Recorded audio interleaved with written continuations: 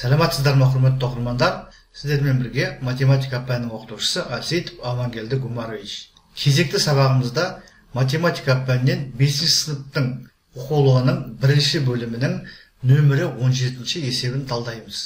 Есептің шарты: координаталық сәуледе координатасы 11-ге тең К нүктесінің 1-ші пункт сол жағында 4 бірлік, 2-ші пункт оң жағында 3 бірлік кесіндіге тең аралықта орналасқан нүктенің координатасын жазыңдар. Яғни, координаталық сәуледе координатасы 11-ге тең К нүктесі берілген, сол нүктенің сол жағында 4 бірлікке және оң жағында 3 бірлікке тең аралықта орналасқан нүктелердің координаталарын табу керек.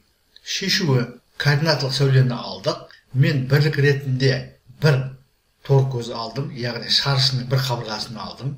Қараңыздар, К нүктесі есептің шартына сай координатасы 11-ге тең. Қараңыздар, санаймыз: 1, 2, 3, 4, 5, 6, 7, 8, 9, 10, 11.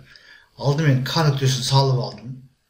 Содан кейін бірінші пункт сол жағында 4 бірлікке дейді. Яғни мен 11-ден 4-ті азайтамын. Сонда 7 шығады. 7-ні мына жерде белгілеп алдым. Ол нүктені А арқылы белгіледім. Яғни А нүктесінің координатасы 7-ге тең. Сонымен бірінші пункттың жауабын алдық.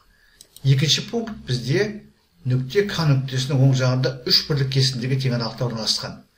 Яғни К-дан қараңыздар, 1 бірлік, 2 бірлік, 3 бірлік. Яғни біз 11-ге 3-ті қосамыз.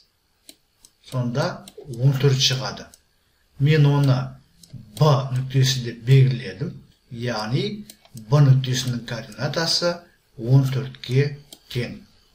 Бұл координаталық сәуледе мына тұрған нүкте. Сонымен екінші пунктті сонымен бірге есепті толығымен талдадық.